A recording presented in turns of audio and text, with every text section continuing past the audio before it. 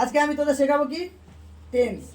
Tense মানে কি, টেন্সের মধ্যে কতগুলো ভাগ আছে, ঠিক আছে, টেন্সের নিয়ম কি কি আছে, টেন্স কি কি কাজে লাগে, অর্থাৎ আমাদের পরবর্তী অংশ যেটা আছে 9, 10, 7, 8, 5-এ কী কী লাগে, টেন্স কী কাজে লাগে, সেটা তোদের আজকে আমি শেখাবো। তাহলে আগে দেখবো যে টেন্স কাকে বলে, টেন্স কী জিনিস, তাই তো। আগে টেন্স মানে দেখ, আমি কি লিখেছি এটা টেন্স। টেন্স মানে কি, টেন্স মানে হচ্ছে ক্রিয়ার কাল। টেন্স মানে কি ক্রিয়ার কাল, বলো।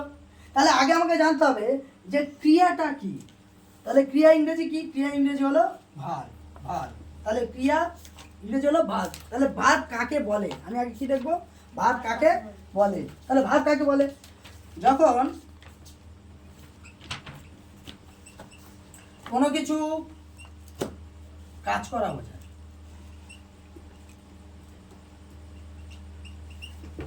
অর্থাৎ কাজ করা বলতে এই নয় যে সরকারি অফিসে কিংবা মাঠে ঘাটে কাজ করা। কাজ করা বলতে এখানে বোঝায় যে বস্তু বা কোনো ব্যক্তি যে পজিশনে অর্থাৎ যে অবস্থায় আছে সেটা হচ্ছে তার ভার বলা, অর্থাৎ ক্রিয়া বোঝায়। তাহলে ধরো সে ঘুমায়, সে লেখে, সে বসে আছে, তাহলে সেই অবস্থাগুলো অর্থাৎ বসে আছে, লেখে, ঘুমায়, এগুলোকে কি বলে, ক্রিয়া বলে। অর্থাৎ ইংরেজিতে সেটাকে আমরা কি বলি, ভার। অর্থাৎ টেন্স, একটা টেন্স ডিপেন্ড করে কিসের ওপর, একটা ভার্বের ওপর। একটা টেন্স ডিপেন্ড করে কিসের ওপর, একটা ভার্বের ওপর। আর এই কাল মানে কি, কাল মানে হচ্ছে সময়। কাল মানে কি, কাল মানে হলো সময়।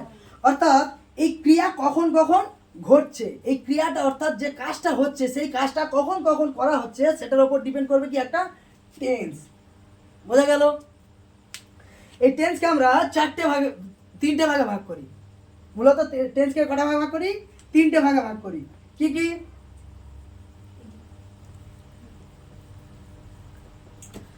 এক নম্বর হচ্ছে কি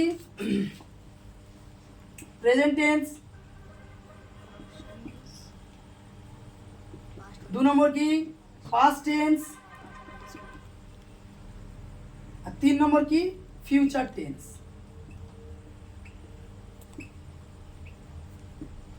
সবচেয়ে আগে বলি, যদি ইংরেজি ঠিকঠাক শিখতে হয় সবার আগে আমাকে বাংলা শিখতে হবে। কারণ আমি যদি বাংলা সাজিয়ে গুছিয়ে না লিখতে পারি তাহলে আমি ইংরেজি কিন্তু ঠিকঠাক শিখতে পারবো না। তাহলে আমার প্রেজেন্ট টেন্স মানে কি, প্রেজেন্ট টেন্স মানে হলো বর্তমান কাল। প্রেজেন্ট টেন্স মানে কি বর্তমান কাল। পাস্ট টেন্স মানে কি অতীত কাল। আর ফিউচার টেন্স মানে কি ভবিষ্যৎ কাল। এই হলো আমার তিনটে টেন্স। তাহলে বর্তমান কাল কি, অতীত কাল কি, আর ভবিষ্যৎ কাল কি, এই তিনটের আবার আমি বাংলা আমাকে আগে জানতে হবে যে বর্তমান কাল কি। বর্তমান কাল হচ্ছে আমরা এখন যেই কাজটা করছি কিংবা প্রত্যেক দিন যেটা করি, যে কাজটা এখন আমরা করছি, যে কাজটা অবিরাম হচ্ছে কিংবা প্রত্যেক দিন যেটা আমরা করি সেটা হলো প্রেজেন্ট টেন্স অর্থাৎ বর্তমান কাল। অতীত কাল কখন হয়, যখন বর্তমান কালটা যখন পার হয়ে যায়, অর্থাৎ আমরা যে কাজটা আগে করে এসেছি সেটা হলো অতীতকাল। আর ভবিষ্যৎকাল কি, অর্থাৎ পরে যেটা আমরা করব, পরে যেটা আমরা যে কাজটা করব, বর্তমান ছেড়ে যখন পরে কাজটা করব সেটাই হচ্ছে ভবিষ্যৎকাল।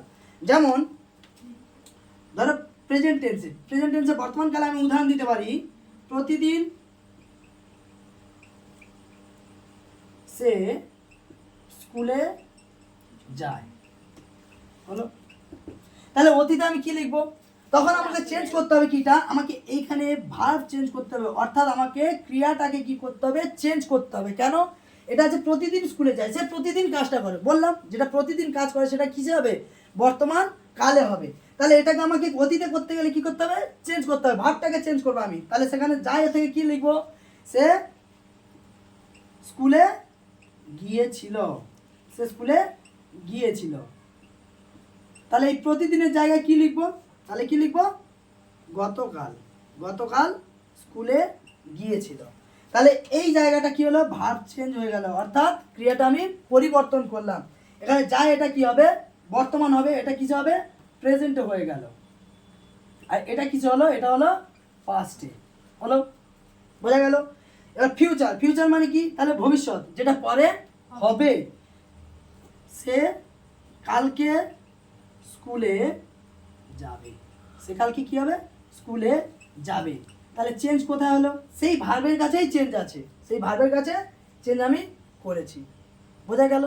তাহলে এখানে কিসের চেঞ্জ হলো? ক্রিয়াপদের চেঞ্জ হলো, শুধু ভার্বেরই চেঞ্জ করলাম। চেঞ্জ করতে আমার কি হলো? প্রত্যেকটা টেন্স একটা একটা করে আলাদা হয়ে গেল। বোঝা গেল? এবার এখানে শিখতে হবে যে তিনটে টেন্সের চারটে করে ভাগ আছে। ভাবো যে তিনটে টেন্স, ঘরে তিনজন ভাই আছে, তিনজন ভাইয়ের চারজন করে পুত্র হোক আর কন্যা হোক, সব এক একটা করে চারজনের সন্তান আছে।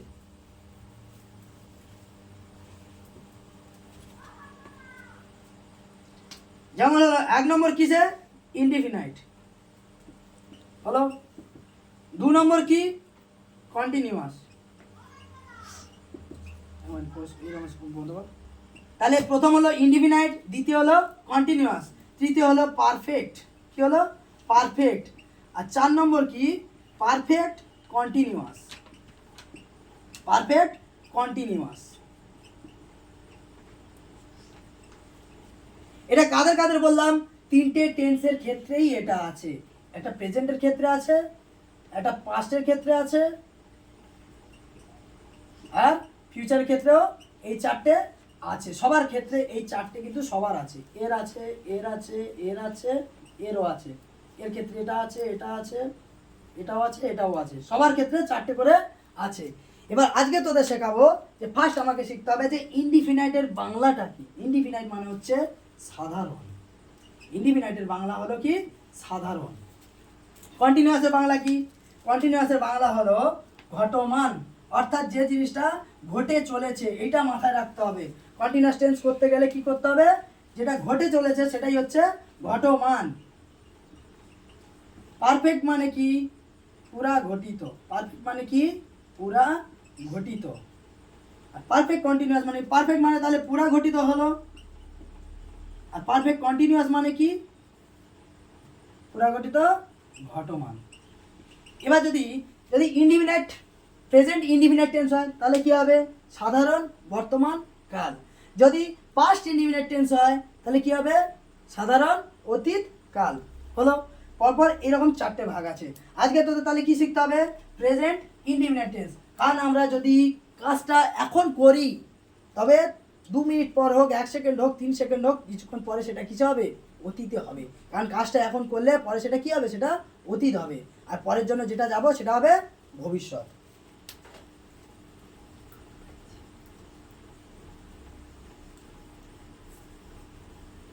তাহলে প্রথমে কি শিখবো? আমাকে শিখতে হবে যে প্রেজেন্ট ইনডিফিনাইট টেন্স और কি বলে? Simple present tense. তাহলে এর বাংলাটা কি? সাধারণ বর্তমান কাল। সাধারণ বর্তমান কাল। বোঝা গেল?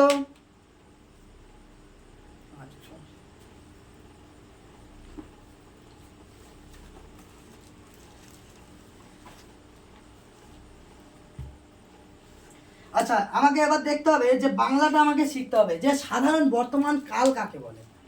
তাই তো? কাল মানে কি বলেছিলাম? কাল মানে হচ্ছে সময়। তাহলে সাধারণ বর্তমান কাল কখন হয়? যখন বর্তমানে কোনো কাজ, কি বললাম? যখন বর্তমানে কোনো কাজ সাধারণভাবে হয় বা ঘটে, নট ঘটছে কিংবা ঘটেছে। কি বললাম? বর্তমানে যদি কোনো কাজ সাধারণভাবে ঘটে, বর্তমানে যদি কোনো কাজ সাধারণভাবে ঘটে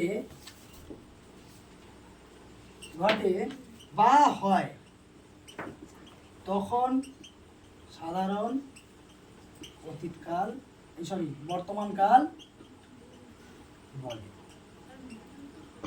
যেমন যায়, খায়, লেখে, ঘুমায়। মানে হলো প্রতিনিয়ত যখন কোনো ব্যক্তি বা বস্তু, যা কিছু প্রতিনিয়ত যে কাজটা করে, না করছে না করেছে, যে প্রতিনিয়ত যে কাজটা করে, তখন হচ্ছে সেটা সাধারণ বর্তমান কাল হয়।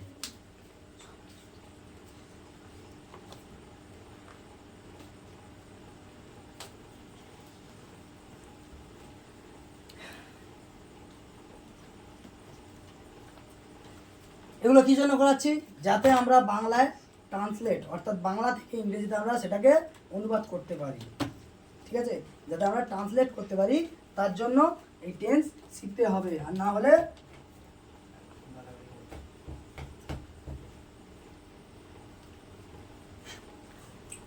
আচ্ছা প্রেজেন্ট ইনডিফিনিট টেন্স বা সাধারণ বর্তমান কাল এর জন্য কিছু নিয়ম বা রুল আছে। সেটা কি?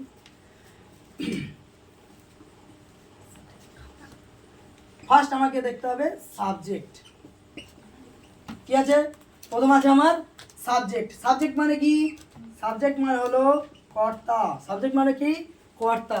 তাহলে আমাকে জিজ্ঞেস করবে কেউ যে ধরো সাধারণ জানে না, যে নতুন সাবজেক্ট কর্তা আমি কি করে বুঝবো? কর্তা কি? প্রথম আমাকে কি জিজ্ঞেস করবে? কর্তা কি?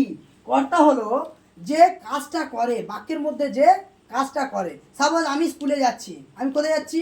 স্কুলে যাচ্ছি, কিন্তু কাজটা করছে কে? আমি করছি। তাহলে আমি এখানে হচ্ছে কর্তা। অর্থাৎ বাক্যের মধ্যে যে কাজটা করে, বাক্যের মধ্যে যে কাজটা করে সেই হলো কর্তা। কর্তা কি করে পাবো? কর্তা কি করে পাবো? যখন কে বা কারা দিয়ে কোশ্চেন করব তখন আমি কি পাবো? কর্তা পাবো। কে বা কারা দিয়ে কোশ্চেন করব তখন আমি কি পাবো? কর্তা পাবো। হলো। তারপর কি হবে?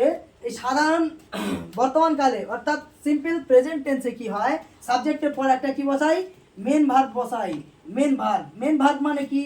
মেন ভার্ব মানে হলো প্রধান ক্রিয়া। কি হলো? মেন ভার্ব মানে প্রধান ক্রিয়া। অর্থাৎ যে মূল কাজটা হয় সেটা হলো মেন ভার্ব বা প্রধান ক্রিয়া। তারপরে বসে অবজেক্ট। তারপর বসে কি? অবজেক্ট। অবজেক্ট মানে কি? অবজেক্ট মানে হলো কর্ম। অবজেক্ট মানে কি? অবজেক্ট মানে হলো কর্ম। এই কর্ম কি করে পাবো? কর্ম হলো সেন্টেন্সের মধ্যে কর্তা যে কাজটা করে। সাপোজ ভাব আমি স্কুলে যাচ্ছি। আমি কোথায় যাচ্ছি? আমি স্কুলে যাচ্ছি। কর্তা যার উদ্দেশ্যে কাজটা করে তখন সেটা হচ্ছে আমার কর্ম পেয়ে যাব। তাহলে কর্ম কি করে পাবো? কি বা কাকে? কি বা কাকে দিয়ে প্রশ্ন করলে আমি কি পেয়ে যাব? একটা কর্ম পেয়ে যাব। বা কোনটা, যা খুশি। যখন যে কাজটা করছে আর যার উদ্দেশ্যে করছে, যার উদ্দেশ্যে করছে। আমি ধরো সাপোজ আমি তাকে পড়াচ্ছি। আমি কাকে পড়াচ্ছি? আমি কাকে দিয়ে কোশ্চেন করছি? আমি তাকে পড়াচ্ছি। অর্থাৎ সেখানে আমি কি পেয়ে যাব? সেখানে আমি আমার অবজেক্ট পেয়ে যাব। ঠিক আছে? সে স্কুল মাঠে খেলছে। সে কোথায় খেলছে? স্কুল মাঠে। তাহলে এখানে কিন্তু কর্মটা কি হবে? স্কুল মাঠ। কে খেলছে? সে খেলছে। কেটা হচ্ছে আমার এখানে কর্তা বা সাবজেক্ট। হলো। এখানে হচ্ছে প্রধান ক্রিয়া। প্রধান ক্রিয়া কি করে চিনব? প্রধান ক্রিয়া হলো বাক্যের মধ্যে কর্তা যে কাজটা করে সেটা হলো আমার প্রধান ক্রিয়া। বাক্যের মধ্যে কর্তা যে কাজটা, আমি এখন কি করছি? আমি এখন বোর্ডে লিখছি আর পড়াচ্ছি। তাহলে বাক্যের মধ্যে আমি কি কাজ করছি? লিখছি আর পড়াচ্ছি। তাহলে লেখা আর পড়ানো এই দুটো হলো আমার প্রধান ক্রিয়া। বোঝা গেল? কর্ম কি করে পেলাম? বাক্যের মধ্যে কর্তা যে কাজটা করে সেখানে আমি কি পাবো? কর্ম পাবো। ধরো ভাব রমেশ সেখানে মাঠে গিয়ে কাজ করছে। তাহলে এখানে কে কাজ করছে? রমেশ কাজ করছে। কোথায় কাজ করছে? মাঠে। তাহলে করছেটা কি? কাজ করছে। অর্থাৎ যে কোনো কাজ করা বোঝালো। অর্থাৎ তখন কি পাচ্ছি আমি? প্রধান ক্রিয়া। রমেশ যে মাঠে কাজটা করছে, মাঠটা হলো আমার কর্ম। আর রমেশ কি করছে? রমেশ রমেশ উদ্দেশ্য, কার উদ্দেশ্যে কাজ করছে? মাঠের উদ্দেশ্যে। তাহলে রমেশ কি করছে? কে কাজ করছে এখানে? রমেশ কাজ করছে। তখন আমি কি পাবো? তখন কর্তা পেয়ে যাবো। সাপোজ একটা উদাহরণের সাথে বুঝি।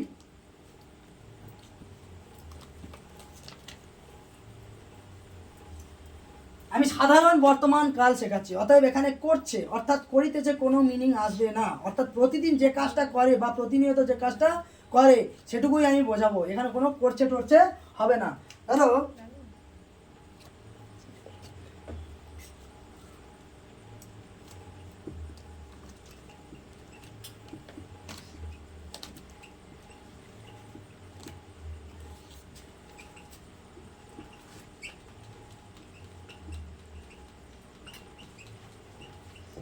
রমেশ প্রতিদিন মাঠে খেলা করে।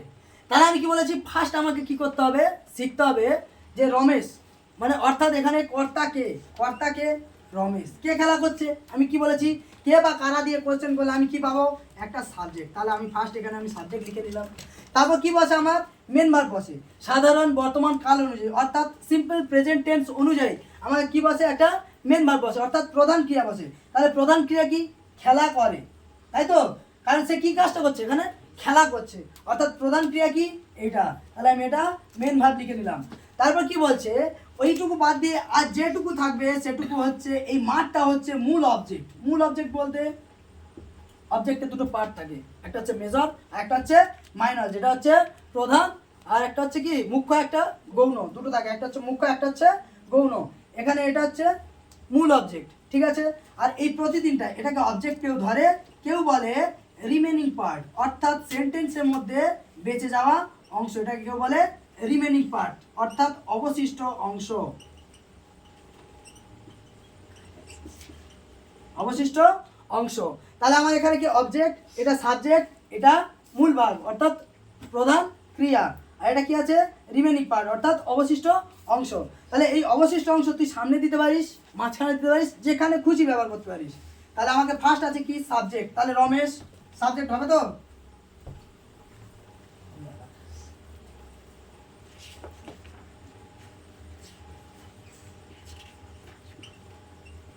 এই হয়ে গেল আমার সাবজেক্ট। তাহলে তারপর কি আছে, প্রধান ক্রিয়া। প্রধান ক্রিয়া কি ছিল, খেলা করে।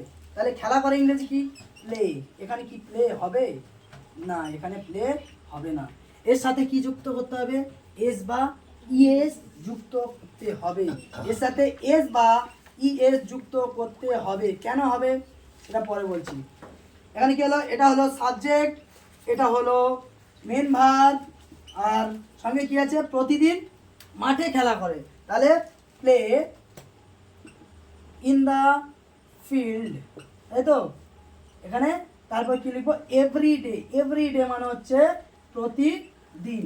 কিন্তু এইখানে প্লেজ আমার হবে না, কেন হবে না, কারণ রমেশ হলো, রমেশ অর্থাৎ সাবজেক্ট, সাবজেক্ট হলো third person singular number, third person singular number. তাহলে মনের মধ্যে একটা কোশ্চেন আসবে না, যে থার্ড পারসন সিঙ্গুলার নাম্বার কি, বা থার্ড পারসন সিঙ্গুলার নাম্বার কি কি জিনিস আছে, কেন সিঙ্গুলার, কেন প্লুরালের ক্ষেত্রে এগুলো এস বা ইএস যুক্ত হয়নি। তাহলে আমাকে শিখতে হবে কি থার্ড পারসন সিঙ্গুলার নাম্বার, তাই তো। থার্ড পারসন সিঙ্গুলার নাম্বার কি কি আছে, ফার্স্ট পারসন সিঙ্গুলার নাম্বার কি কি আছে, প্লুরাল নাম্বার কি কি আছে, কিংবা সেকেন্ড পারসন সিঙ্গুলার প্লুরাল কি কি আছে আমাকে দেখতে হবে। তাহলে আমি ফার্স্ট এখানে লিখে নেবো, এখানে কি লিখবো, এখানে লিখবো singular.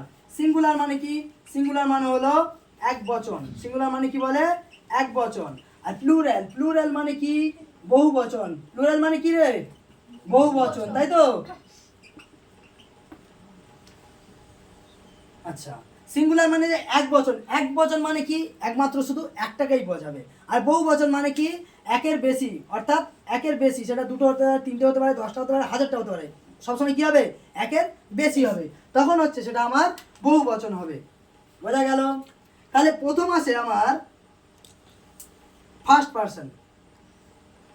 First person, first person মানে কি, ফার্স্ট পারসন মানে হচ্ছে আমার প্রথম পুরুষ নয়, ফার্স্ট মানে কিন্তু প্রথম, ফার্স্ট মানে কিন্তু এখানে প্রথম পুরুষ নয়, পারসন মানে হচ্ছে পুরুষ, আর ফার্স্ট মানে কিন্তু এখানে প্রথম নয়, ফার্স্ট মানে হলো উত্তম, ফার্স্ট মানে কি উত্তম, ফার্স্ট পারসন মানে তাহলে কি উত্তম পুরুষ। তাহলে ফার্স্ট পারসনের মধ্যে সিঙ্গুলারে কি আছে, আই, আই মানে কি আমি, আর উই, প্লুরালে কি আছে, আই থেকে কি হয় উই, উই মানে আমরা। তাহলে হয়ে গেল ফার্স্ট পারসন, ফার্স্ট পারসন মানে কি তাহলে উত্তম পুরুষ। সেকেন্ড পারসন আছে এরপর, সেকেন্ড পারসন মানে কি, সেকেন্ড পারসন মানে হলো মধ্যম পুরুষ, সেকেন্ড পারসন মানে হলো মধ্যম পুরুষ,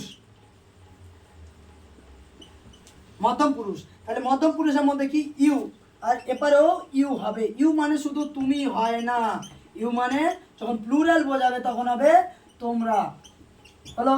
যখন হয়তো একসাথে অনেক বন্ধু বান্ধব আছে তখন তাদের ক্ষেত্রে কি প্রোনাউন ইউজ করবো, তখন ইউ ইউজ করলাম, তাহলে কি একজনকে বোঝাবে না, তখন সব বন্ধু বান্ধবকে বোঝাবে, যে ইউ মানে হচ্ছে তোমরা বোঝাবে। বোঝা গেল। নেক্সট হচ্ছে থার্ড পারসন সিঙ্গুলার নাম্বার সব থেকে বেশি ওখানে আমাকে দেখতে হবে, কারণ আমি কি বলেছি যে সাবজেক্ট যখন থার্ড পারসন সিঙ্গুলার নাম্বার হবে তখন মেন ভার্বের শেষে এস বা ইএস যুক্ত করতে হবে। তাহলে আমার থার্ড পারসন সিঙ্গুলার নাম্বারটা আমাকে আগে মন দিয়ে দেখতে হবে।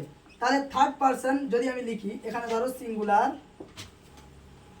এপারে হলো প্লুরাল, প্লুরাল হয়ে গেল। তাহলে থার্ড পারসন মানে কি এখানে প্রথম পুরুষ, না তৃতীয় পুরুষ। ওকে, থার্ড পারসন মানে কি প্রথম পুরুষ। এইবার এইটা হলো আমার সিঙ্গুলারের কক্ষ, আর এটা হলো প্লুরালের কক্ষ। সিঙ্গুলারের ক্ষেত্রে কি কি আছে? সিঙ্গুলার মানে একজন বোঝাবে, হি বসতে পারে, সি বসবে, ইট বসবে, আর যে কোনো নাম অর্থাৎ এনি নেম। এনি নেম মানে চোখের সামনে আমরা যা কিছু দেখি সব কিছুই কিন্তু নাম। চোখের সামনে যা কিছু দেখি সব কিছুই নাম। আমি একটা নামের মধ্যে পড়ি, তোরা একজন একজন করে কি নামের মধ্যে পড়িস, কিন্তু যখন একসাথে অনেক কটা নাম বোঝাবে তখন কিন্তু সিঙ্গুলার নাম্বার হবে না, তখন কি হবে? তখন প্লুরাল নাম্বার হবে। কেন হবে? কারণ একসাথে অনেককে বোঝাচ্ছে, ওই জন্য সেটা হবে কি প্লুরাল নাম্বার। নাম বোঝাবে কিন্তু সেটা কি প্লুরাল নাম্বার হবে, এটা তখন কি হবে সিঙ্গুলার নাম্বার বোঝাবে না। অর্থাৎ এখানে কি ব্যক্তি বস্তু চোখের সামনে যা কিছু দেখতে পাবি সেটা কি একটা হলে সিঙ্গুলার, আর একের বেশি হলে তখন কি হবে প্লুরাল নাম্বার। অর্থাৎ এইটা হলো থার্ড পারসন সিঙ্গুলার নাম্বারের অংশ। এই যে কটা এর মধ্যে জিনিস কটা আছে এটা বসা মানে সাবজেক্ট হিসেবে, এটা সাবজেক্ট হিসেবে বসা মানে প্রেজেন্ট ইনডিফিনিট টেন্সের ক্ষেত্রে কি হবে? প্রেজেন্ট ইনডিফিনিট টেন্সের ক্ষেত্রে মেন ভার্বের শেষে এস বা ইএস যুক্ত হবে। আর এবারে প্লুরালে অনেক কিছু আছে, দে আছে, দেয়ার আছে, দেম আছে, অনেক কিছু আছে ভেতর। ঠিক আছে, তাহলে এটা আমার তত জরুরি নয়। মেন অংশ হচ্ছে প্রেজেন্ট ইনডিফিনিট টেন্সের ক্ষেত্রে থার্ড পারসন সিঙ্গুলার নাম্বারের কক্ষ হচ্ছে এইটুকুটা, হি, সি, ইট আর যে কোনো নাম যখন সাবজেক্ট হিসেবে ইউজ হবে, এই চারটে যখন সাবজেক্ট হিসেবে ইউজ হবে তখন হচ্ছে ভার্বের শেষে মেন ভার্বের শেষে এস বাই এস যুক্ত হবে। তাহলে উদাহরণ কি ছিল? রমেশ প্রতিদিন মাঠে খেলা করে, তাই তো? আমি কি বললাম? রমেশের পর প্লে দিয়ে আমি কেটে দিয়েছি। কেন কেটে দিয়েছি? রমেশের পর শুধুমাত্র প্লে বসবে না। কি জন্য বসবে না? কারণ রমেশ হচ্ছে একটা কি বোঝাচ্ছে? নাম বোঝাচ্ছে। তাহলে দেখ কেমন লিখি,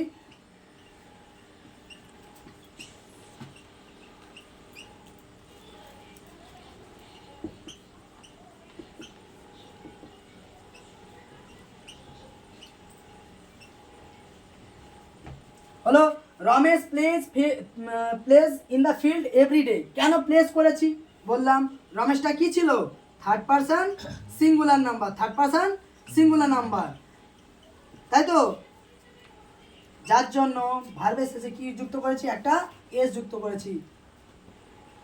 মেন ভার্বের শেষে কি যুক্ত করেছি? একটা এস যুক্ত করেছি। আর রমেশ কি থার্ড পারসন সিঙ্গুলার নাম্বার, যার জন্য এস শেষে ভার্বের শেষে কি করেছি? এস যুক্ত করেছি। বোঝা গেল? ধন্যবাদ।